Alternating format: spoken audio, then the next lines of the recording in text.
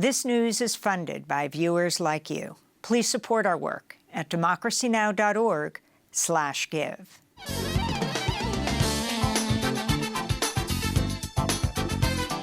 Welcome to Democracy Now!, democracynow.org, the War and Peace Report. I'm Amy Goodman. Israel's agreed to extend its truce with Hamas for a seventh day to facilitate the exchange of captives. The extension was announced just minutes before it was set to expire Thursday morning, prolonging a reprieve for Gaza's 2.3 million residents after 47 days of relentless attacks by Israel spawned a massive humanitarian crisis. On Wednesday, Hamas released 16 hostages, 10 Israelis, 4 Thai nationals, and 2 Russian-Israeli citizens. In exchange, Israel released another 30 Palestinian women and children prisoners, many of them jailed indefinitely without charge under Israel's administrative detention policy. On Wednesday, Hamas said its youngest Israeli hostage, 10-month-old Kafir Bibas, was killed in an Israeli bombing alongside his mother and 4-year-old brother. If those deaths are confirmed, the hostages join some 15,000 people killed by Israel's assault on Gaza since the October 7th Hamas attacks. 2/3 of the dead are women and children. Also on Wednesday, the Palestinian Health Ministry in Gaza said it had discovered the decomposing remains of 5 premature Palestinian babies left to die after Israeli forces ordered medical staff to evacuate and blocked access to the intensive care unit at the Al Nasser Pediatric Hospital in North Gaza. Shocking footage filmed by the Dubai-based outlet Al Mashhad shows the babies still attached to ventilation and intravenous tubes as they lay lifeless in their hospital beds. Rights groups are calling for an international investigation. In the occupied West Bank, Israeli gunfire killed a 21-year-old Palestinian man and wounded 4 others as they gathered outside Ofer prison awaiting the release of Palestinian prisoners.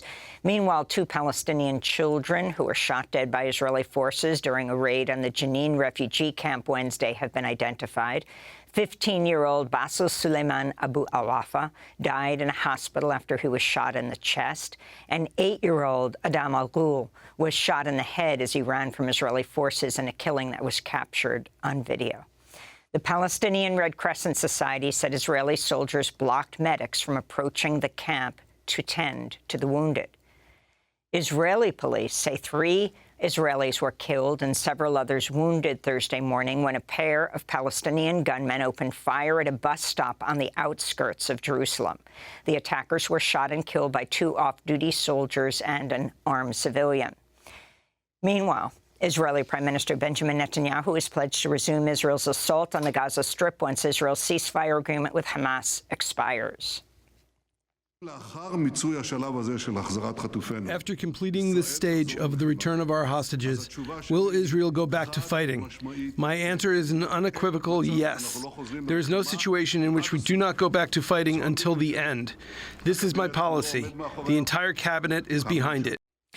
Netanyahu's comments came after Israel's far-right National Security Minister, Itamar Ben-Gvir, threatened to dissolve the coalition government led by Netanyahu if Israel halts its bombardment of Gaza.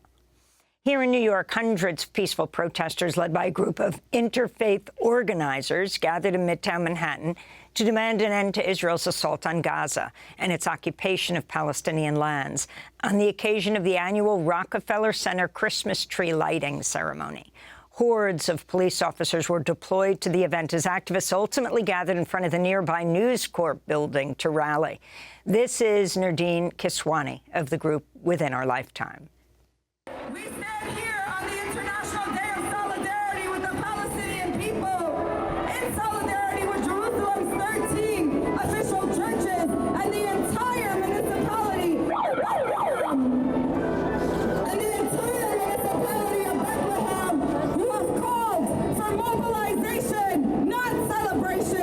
That's Nardine Kiswani outside Fox.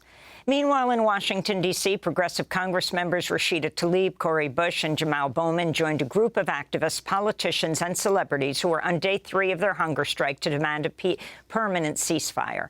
This is Congressmember Tlaib speaking at their nightly White House vigil. When this pause in the violence expires, all I keep thinking about is asking my colleagues, how many more lives? How many more lives will be enough? How many more children need to be killed? How many more families have to be traumatized and torn apart? There is nothing humanitarian, my friends, about giving innocent civilians a few days of rest before they are bombed again.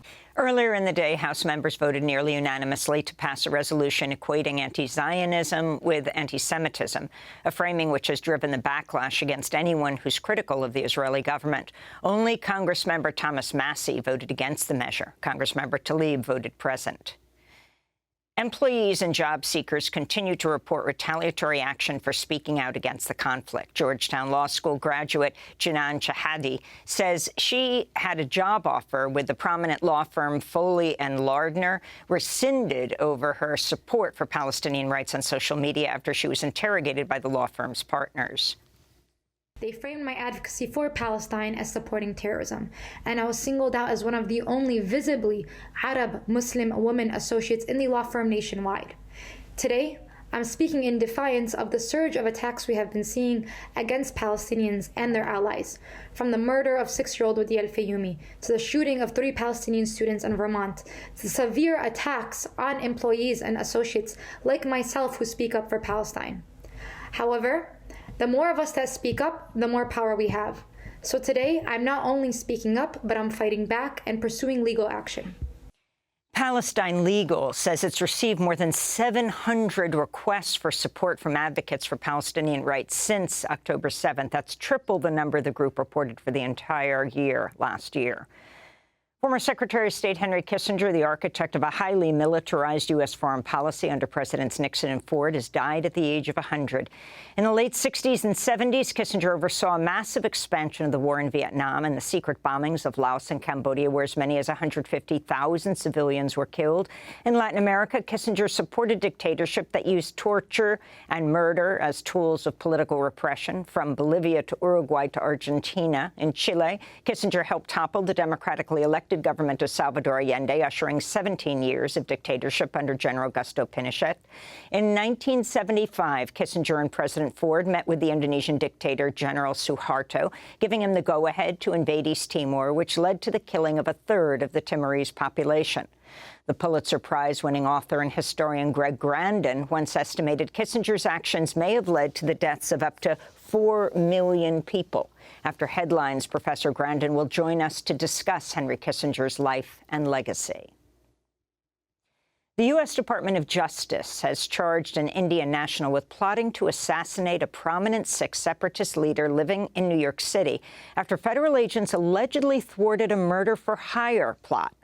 Federal prosecutors in Manhattan say 52-year-old Nikhil Gupta has been arrested in the Czech Republic pending extradition to the United States after an unnamed Indian government employee recruited him last May to carry out the assassination.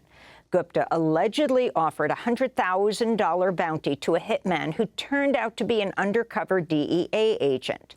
The plot allegedly targeted Gurpatwant Singh Panum, a U.S. citizen, lawyer, and spokesperson for the organization Sikhs for Justice, which advocates for an independent state for Sikhs in northern India.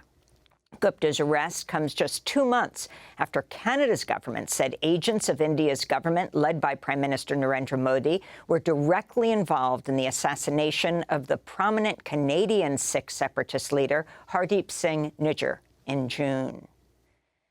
And ex-CEO Elon Musk lashed out during a New York Times event Wednesday when asked about recent advertiser boycotts over Musk's reposting of anti-Semitic content. If somebody's going to try to blackmail me with advertising, blackmail me with money, go f*** yourself.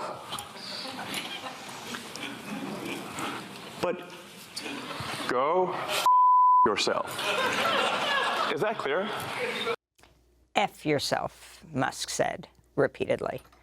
Over 100 brands have halted their ads on X, formerly known as Twitter, which stands to lose $75 million in ad sales by the end of the year. And those are some of the headlines. This is Democracy Now!, democracynow.org, The War and Peace Report. I'm Amy Goodman. And I'm Nermeen Sheikh. Welcome to our listeners and viewers across the country and around the world. Democracy Now! Is funded by viewers like you.